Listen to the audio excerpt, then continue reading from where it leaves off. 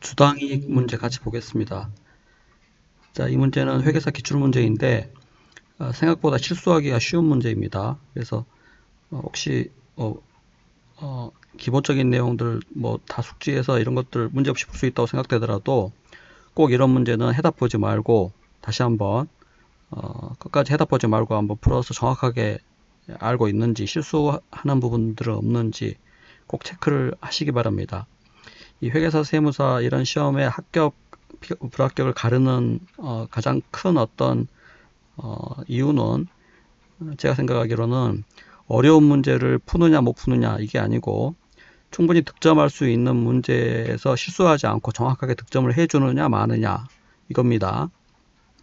자, 그래서 너무 지나치게 어려운 문제 자꾸 이렇게 득점하려고 하는 것보다는 생각보다 시간도 이렇게 벅차요. 짧은 시간 내에 풀어야 되기 때문에 득점할 수 있는 문제를 실수하지 않고 정확하게 득점을 해줘야 됩니다. 그래서 절대 실수하지 않도록 지금 기본적인 문제 위주로 해가지고 꼭 해답하지 말고 풀어보는 그런 연습을 좀 많이 하시기 바랍니다.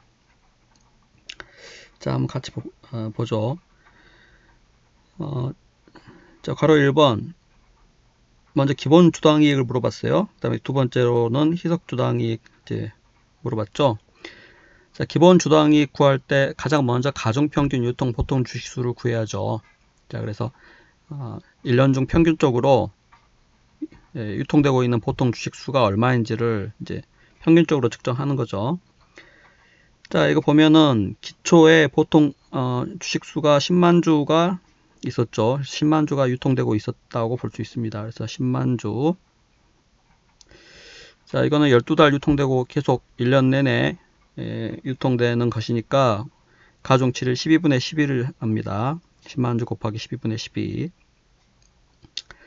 자, 그 다음에 이 문제에서는 이게 자료를 좀 친절하게 주지 않았어요. 그래서 이게 시점, 이 보통주로 전환되는 시점, 보통주가 되는 시점이 이렇게 어떤 시간 순서대로 되지가 않기 때문에 여러분들 이런 문제 풀 때는 이 시간적인 순서대로 보통주가 그러니까 잠재적 보통주가 보통주로 어떻게 전환되는지 시간적인 순서대로 좀 정렬을 할 필요가 있습니다. 왜냐하면은 이 무상증자 같은 경우는 이렇게 비례적으로 조정을 해야 되는 문제가 생기기 때문에 가능하면 시간적인 순서대로 접근을 하시는 게 필요합니다.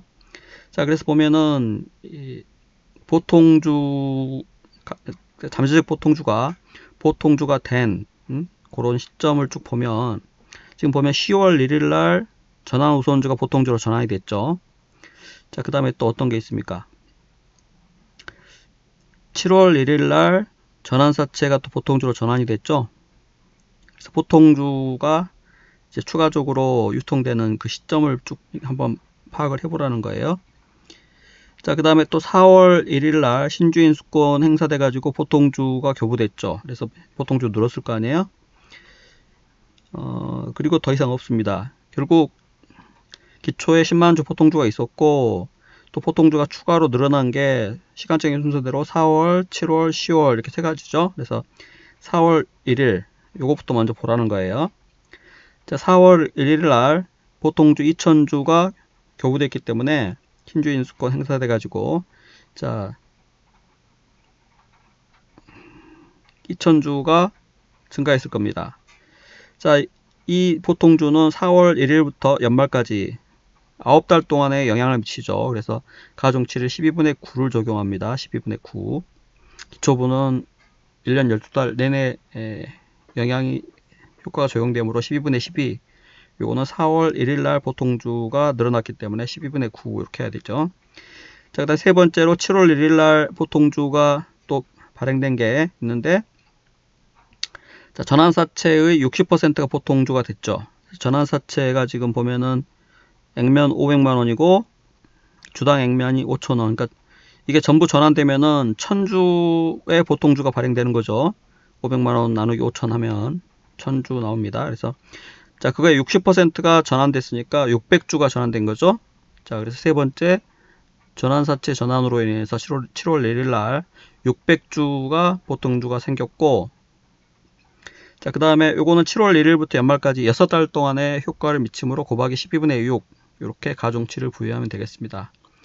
자, 그 다음에 네 번째로 10월 1일 날 전환우선주가 보통주로 전환됐죠. 그래서 이제 그걸 고려해야 되는데, 지금 보면 여기 우선주, 기초에 있던 우선주 만주가 다 전환우선주예요. 그래서 만주인데, 자, 전환우선주의 40%가 보통주로 전환됐기 때문에 4천주로 계산하기 쉬운데, 이거 꼭 주의하셔야 됩니다.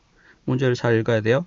우선주 두 주당 보통주 한 주로 전환되기 때문에, 두 주당 한 주기 때문에, 만주의 40%, 즉 4천주가 전환되면은 4천주의 우선주가 전환되면 보통주는 2천주밖에 안 생겨요. 두 주당 한 주를 주기 때문에. 그래서 이게 4천주가 아니라 2천주라는 거 꼭 주의하셔야 됩니다. 이런 거 실수하기 쉬워요. 그래서 이런 문제들은 꼭 해답 보지 말고 이렇게 치밀하게 정확하게 실수 없이 풀 수 있는지를 꼭 확인하셔야 됩니다. 그러니까 그런 훈련들을 계속 반복적으로 해 주셔야 실제 실전에서 정확하게 실수 없이 풀 수가 있는 거죠. 자, 10월 1일부터 연말까지 3달간의 영향을 미치기 때문에 곱하기 12분의 3 이렇게 하죠. 그래서 다 더하면 1년 동안에 평균적으로 유통되는 보통 주식수가 나오죠. 102,300주 나옵니다. 자, 그래서 이제 기본 주당 순이익을 구하면 되는데, 분모의 가중평균 유통 보통 주식수 우리가 방금 구한 요거 대입하고, 분자에는 요 앞부분은 뭡니까? 이 앞부분은 당연히 당기순이익이죠. 자료를 보면 회사의 당기순이익 5천만원 주어져 있습니다. 5천만원. 그 다음에 거기서 빼야 되는 금액, 이건 기계적으로 항상 빼줘야 돼요. 자, 무엇을 빼줍니까? 지금 보통주 관점에서의 주당이익을 구하는 거니까 보통주 몫이 아닌, 즉 우선주 배당금을 빼줘야 돼요. 그래서 분자에 보통주 당기순이익인데, 이 보통주의 당기순이익은 회사의 당기순이익에서 우선주 배당금을 차감하고 우선주 몫을 뺀 나머지가 보통주 몫이죠. 그래서 꼭 우선주 배당금을 기계적으로 빼주는 이 위치에서는 분자의 당기순이익 빼기 우선주 배당금 기계적으로 하셔야 됩니다. 기계적으로. 자, 근데 우선주를 보면 지금 비누적적 우선주예요. 기초에 있던 만주 요게 비누적적 우선주인데, 이 비누적적 우선주인 경우에는 배당을 어떻게 지급합니까? 누적이 되지 않기 때문에 그 해에 배당 결의를 하지 않아 버리면 지급할 필요가 없는 거죠. 그래서 비누적적 우선주인 경우에는 우선주 배당금을 어떻게 계산합니까? 배당 결의 한 것만 가지고 계산을 해서 차감을 해야죠. 배당 결의를 하지 않으면 그 해 넘어가 버리면 지급할 필요가 없는 거죠. 비누적적 우선주는. 자, 그래서 반드시 배당 결의 한 것만 차감합니다. 자, 누적적 우선주인 경우 같은 경우는 배당 결의를 했던 안 했던 그 다음 연도라도 누적에서 그 전년도 지급하지 않은 배당금을 지급해야 되기 때문에, 누적적 우선주인 경우에는 배당 결의를 했던 안 했던 배당 결의 여부에 관계없이 당해년도 배당해야 될 금액을 빼줘야 되는 거죠. 당연히. 자, 그래서 쭉 읽어보면 배당 결의 여부에 대한 언급은 없는데, 여기 보면은 기말에 미전환된 우선주에 대해서 배당금을 지급한다고 주어져 있어요. 그래서 배당 결의 여부에 대한 언급은 없지만 이런 자료가 있기 때문에 여기에 따라서 문제를 풀어야겠죠. 그래서 기말에 미전환된 우선주가 어떤 거 있습니까? 지금 보면은 10월 1일 날 40%, 우선주 40%가 보통주로 전환됐기 때문에 미전환된 우선주는 6천주죠. 그죠? 그래서 6천주. 자, 주당 액면 금액이 500원이고 배당률이 7%입니다. 여기서 배당률 7%는 특별한 언급이 없어도 당연히 그 액면 금액의 7%예요. 시가의 7% 이런 거 아닙니다.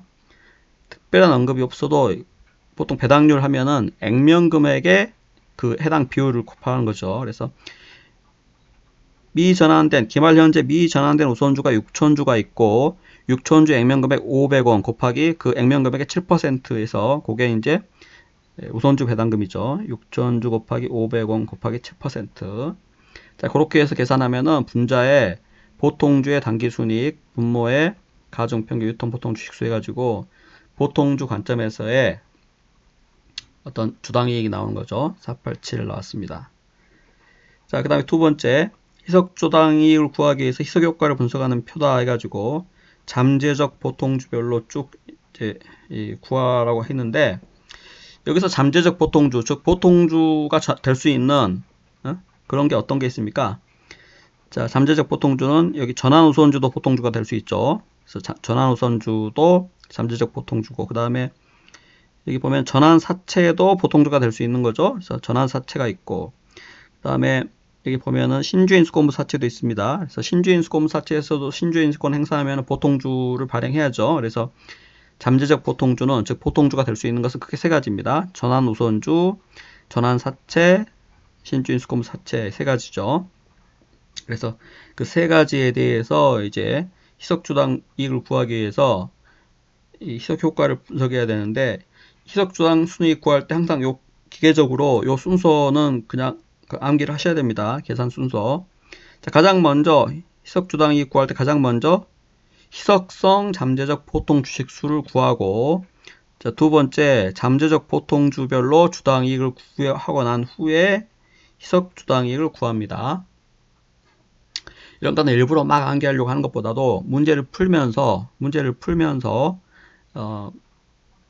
문제 풀이 어떤 그 횟수를 늘려서 자연스럽게 암기되도록 하는 게 좋습니다.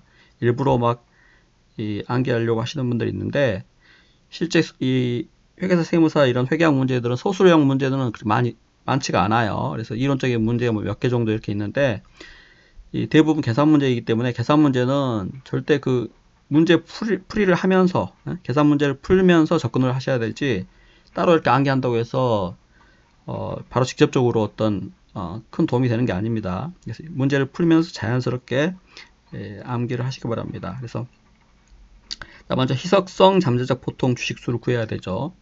자, 주의하실 점이 그냥 잠재적 보통 주식수를 구하는 게 아니고 희석성, 그러니까 희석 효과가 있을 수 있는 걸 가지고 계산한다는 거죠.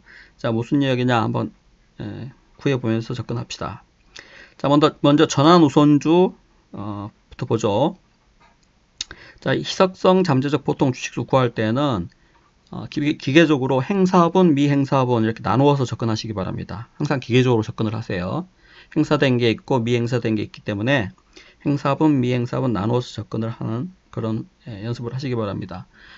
어떤 문제를 풀 때 그 부분에 가서 기계적으로 접근을 해줘야 어떤 그 망설임 없이 또 실수 없이 정확하게 문제를 풀 수가 있습니다. 그래서 행사분, 미행사분 항상 나눠서 접근하시기 바랍니다. 자, 전환우선주 같은 경우에는 우선주죠. 전환우선주 같은 경우에는 단기 보통주로 전환된, 즉 행사된 부분이 얼마입니까? 지금 만주 중에 전환우선주 40%가 보통주로 전환됐죠. 자, 그래서 이 전환우선주가 보통주로 전환된 부분은, 즉 행사된 부분은 4,000주인데, 자, 그 4,000주에 대해서 우선주 2주당 보통주 1주로 전환됐기 때문에 보통주로 계산하면 2,000주가 전환이 된 거죠. 그래서 행사된 부분, 즉 전환된 부분은 보통주 2,000주입니다. 2,000주. 자, 그 다음에 이 희석성 잠재적 보통 주식수 구할 때, 즉 희석주당이 구할 때 기본적으로 보통주로 전환될 수 있는 것을 단기에 다 전환됐다고 보고 주당이익을 구하는 거예요. 자, 그래서 요거는 10월 1일날 전환됐지만 이게 실제로 기초부터 전환됐다고 보는 거죠. 그래서 기초부터 전환됐다면은 어떻게 됩니까? 몇 달에 걸쳐서 효과를 미쳤겠습니까? 지금 10월 1일부터 실제 전환이 이루어진 부분은 기본 주당이익 구할 때 여기 잠재적 보통 주식수, 가중평균 유통 보통 주식수 구할 때 이미 고려가 됐죠. 자, 따라서 여기서 희석주당이익 구할 때는 그 부분 빼고 나머지입니다. 그래서 기초부터 10월 1일까지 9달 동안 이게 전환이 됐다면 전환됐겠죠. 보통주로. 그래서 곱하기 12분의 9를 가중 7을 적용합니다. 10월부터 나머지 3달은 이미 기본 주당이익 구할 때 유통 보통 주식수 계산에 고려가 됐기 때문에 그 외에 추가될 수 있는 부분을 더 가산한다는 의미예요. 자, 그 다음에 나머지 미행사분, 지금 만주가 보통주로 전환됐다면은 2주당 1주니까 5,000주가 전환됐을 텐데 이미 보통주로 전환된 부분, 행사된 부분이 2,000주이기 때문에 나머지 미행사분은 3,000주겠죠. 자, 그래서 3,000주가 기초부터 그러니까 전환될 수 있는 것 최대한 전환됐다면, 보통주로 전환됐다면, 자, 요건 기초부터 있던 거니까 기초부터 연말까지 영향을 미쳤겠죠? 그래서 곱하기 12분의 11을 합니다. 자, 그렇게 계산하시면 되고, 전환사채의 경우에는 어떻습니까? 자, 전환사채의 경우에는 지금 보면은 액면 500만원, 주당 액면 5,000원. 그래서 좀 보통주 발행될 수 있는 게 총 1000주죠. 자, 행사분은 60%니까 600주입니다. 600주. 자, 그 600주에 대해서는 어떻습니까? 이게 보통주로 전환이 됐다면, 애초부터 전환됐다면 언제부터 전환됐겠어요? 자, 지금 7월 1일부터 연말까지는 기본 주당이익 구할 때 유통 보통 주식수 계산에 이미 고려가 됐기 때문에 그 외에 나머지 추가분을 구해야 되는데, 자, 주의하실 점이 이게 기초부터 있던 게 아니라 단기 4월 1일 날 이 발행된 전환사채죠. 자, 따라서 이게 보통주로 전환됐다면 최대한 많아봐야 4월 1일부터 보통주로 전환됐겠죠. 그래서 요거는 4월 1일부터 7월 1일 사이 요 3달간만 추가적으로 보통주가 발행돼 가지고 유통이 됐을 겁니다. 만약에 보통주로 전환이 됐다면. 그래서 곱하기 12분의 3을 해야 됩니다. 요거 꼭 주의하셔야 돼요.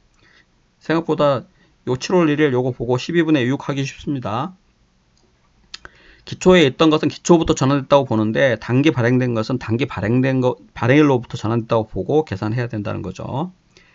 자, 그 다음에 1000주 중에 60%, 즉 600주는 계산했기 때문에 나머지 미행사분 40%, 즉 400주를 계산하는데, 자, 미행사된 이 400주는 4월 1일부터 단기에 보통주로 전환 안 됐기 때문에, 행사가 안 됐기 때문에 이게 보통주로 전환됐다면 4월 1일부터 연말까지 효과를 미치겠죠. 그래서 4월부터 연말까지, 즉 9달 동안 영향을 미치기 때문에 곱하기 12분의 9를 합니다. 자, 그렇게 구하시면 되고, 신주 인수권부 사채의 경우에는, 자, 행사분은 아까 2000주였죠? 4월 1일 날 2000주.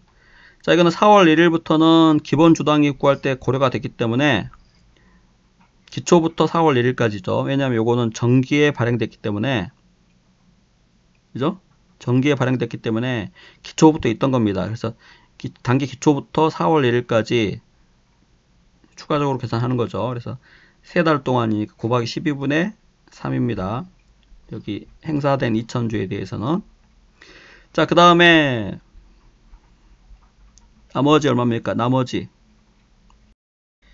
자, 50%가 행사돼서 2000주니까 나머지 50%를 추가로 행사한다면 또 2000주가 교부되겠죠. 그래서 미행사분 2000주이고, 자, 이거 기초부터 있던 거니까 기초부터 연말까지, 미행사분이니까 기초부터 연말까지 이게 보통주가 전환됐다면 효과를 미쳤을 겁니다. 그래서 곱하기 12분의 12 해야죠.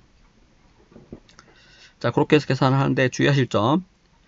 자, 신주 인수권부 사채의 경우에는 지금 보면 신주 인수권이 행사되면 그냥 무상으로 주는 게 아니라 행사가격 주당 450원을 납입을 하고 보통주를 받는 거죠. 자, 그래서 이 행사가격 납입하는 부분은 무상으로 어떤 보통주를 교부하는 게 아니기 때문에 우리가 무상으로 교부하는 부분은 얼마입니까?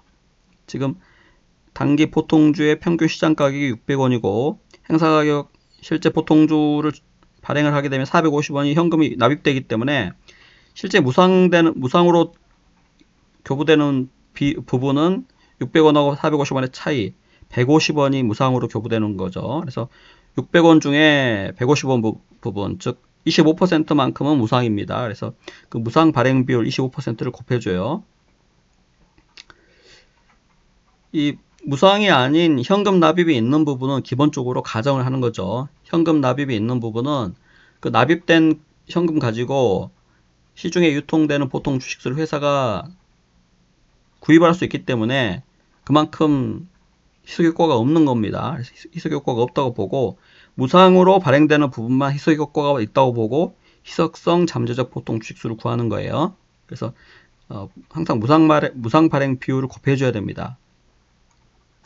자, 그런데 전환우선주나 전환사채는 엄밀하게 보면 이거 좀 안 곱했죠. 그래서 사실상 정확하게 개념적으로 접근하면은 이 전환우선주나 전환사채는 과거에 우선주나 전환사채를 발행할 때는 그때는 현금을 받았지만 여기서 계산하는 것은 현재 기준이에요. 현재나 앞으로 또 미래에 이 전환우선주나 전환사채는 보통주로 전환되면은 기존에 있던 전환우선주나 전환사채가 보통주로 전환이 되는 거지 추가적인 어떤 자원 유입이 있는 게 아니죠. 추가적인 납입이 있는 부분이 아니기 때문에 사실상 이들은 현재 시점에서 보면 과거에 납입된 거는 빼고 현재 시점에서 보면 100% 다 무상입니다. 추가적인 어떤 납입이 없기 때문에. 그래서 사실상 이건 무상 발행 비율이 100%니까 곱하지 않는 거예요. 100%는 곱해봤자 곱하나 마나 결과가 똑같을 거 아니에요. 그래서 사실상 전환우선주나 전환사채는 이 무상 발행 비율이 100%입니다. 100%. 신주인 수권부 사채의 경우에는 여기 행사 가격만큼 현금 납입이 있기 때문에 곧 나머지 차액만 무상이고, 전환우선주나 전환사채는 어떤 추가적인 납입이 없기 때문에 100% 무상이기 때문에 사실상 100%를 곱한 거예요. 자, 그런 식으로 해서 희석성 잠재적 보통 주식수를 구한다는 거죠. 무상으로 발행되는 부분만 희석 효과가 있기 때문에 무상 발행 비율을 곱해주는 것이다 하는 거죠. 자, 그리고 희석 주당이익 구할 때 두 번째로 잠재적 보통주별 주당이익. 자, 이들 아까 이 순서대로 주당이익을 구하면 되는데, 분모에는 아까 구한 여기 희석성 잠재적 보통 주식수를 그대로 쓰면 되고, 자, 분자에는 뭘 기입합니까? 자, 분자에는 이들 잠재적 보통주가 보통주로 전환됐을 때 보통주 관점에서 이익이 얼마씩 증가할 겁니다. 그래서 그 보통주 이익 증가액을 분자에 기입하죠.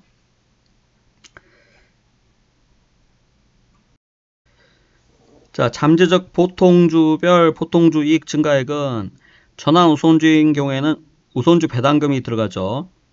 자, 전환사채인 경우에는 전환사채 이자 비용 곱하기 1 세율, 신주인 수권부 사채의 경우에는 상환할증금 이자 비용 곱하기 1 세율, 주식선택권의 경우에는 주식보상비용 곱하기 1 세율입니다.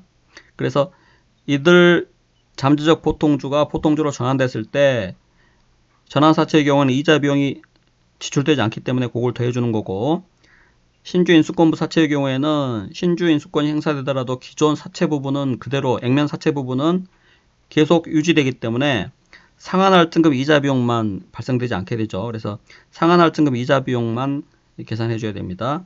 주식선택권도 마찬가지, 보통주로 전환되면은 주식보상 비용이 발생되지 않죠. 그래서 그만큼 보통주 이익이 증가되는 것이기 때문에 꼭 계산해 주는 겁니다.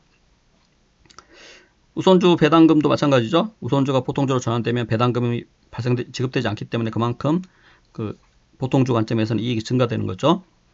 자, 그래서 이들을 이제 분자에 대입해야 되는데 주의하실 점, 우선주 배당금 같은 경우는 세후 이익을 가지고 배당해 주기 때문에 이 자체가 세후 금액이에요. 그래서 세금 효과를 고려할 필요가 없는데 나머지 금액들은 1- 세율을 곱해줘야 된다는 거죠.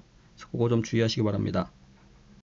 자, 그래서 전환 우선주의 경우에는 이게 우선주 배당금이죠. 그래서 아까 계산했던 우선주 배당금 요거 그대로 계산하시면 되고, 자, 그 다음에 전환사채의 경우에는 전환사채 이자 비용 곱하기 1 세율이라고 했죠. 전환사채 이자 비용 얼마? 여기 30만원 주어져 있죠. 30만원 곱하기 1 세율 25%입니다. 그래서 계산했고, 신주인 수권부 사채의 경우에는 상환할증금 이자 비용만 계산한다고 했죠. 상환할증금 이자 비용 10만원 곱하기 1 세율. 기존 액면사채는 계속 신주인 수권이 행사되더라도 유지되기 때문에 전환사채하고 달리 기존 액면사채 이자 비용은 변화가 없습니다. 그래서 고려하지 않고 상환할증금 이자 비용만 고려해 준다는 거죠. 자, 그렇게 해가지고 잠재적 보통주별 주당이익을 구해서 접근하는데, 그래서 문제에서는 이제 아까 계산한 요거 여기 분자 요소를 그대로 대입하고 답을 쓰시면 되고, 분모 요소는 요거 그대로 대입하시면 되고, 주당 효과는 요거 그대로 계산하시면 됩니다.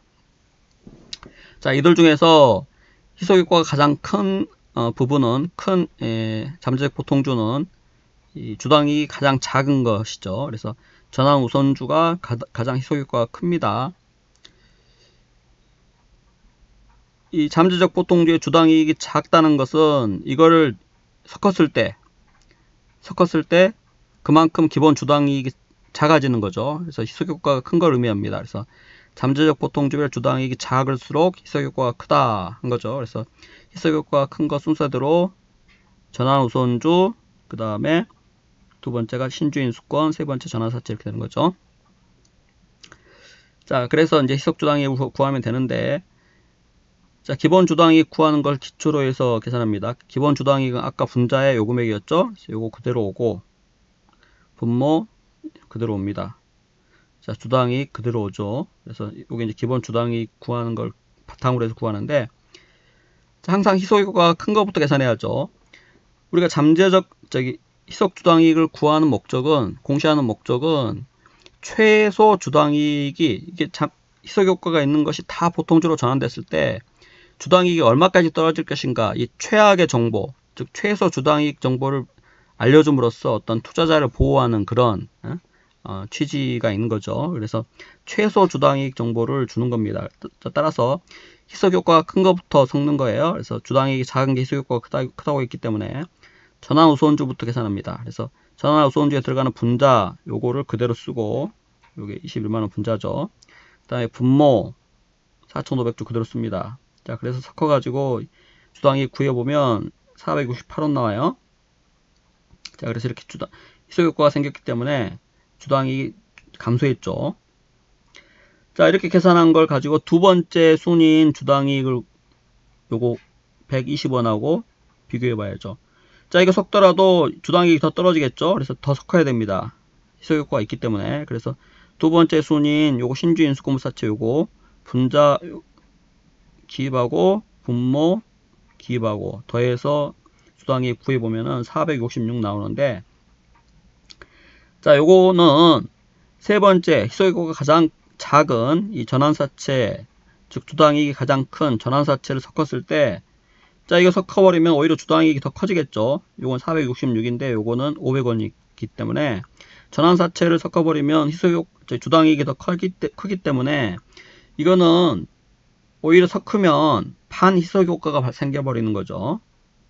그래서 희석 주당이익을 구하는 목적은 최소 주당이익 정보를 주는 것이기 때문에 최소 주당이익을 구해야 됩니다. 자, 따라서 이렇게 이 잠재적 보통주별 주당이익이 계산된 여기 주당이익보다 더 큰 거는 아예 계산할 필요도 없습니다. 즉 섞을 필요가 없다는 거죠.